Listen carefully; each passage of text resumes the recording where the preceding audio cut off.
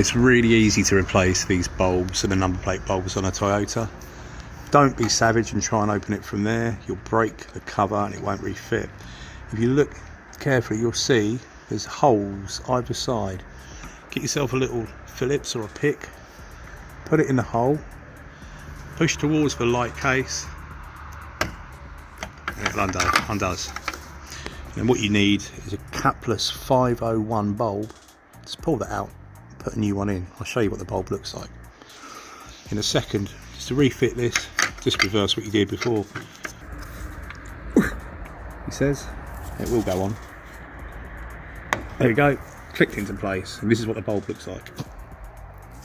501 capless bulb. Cheers.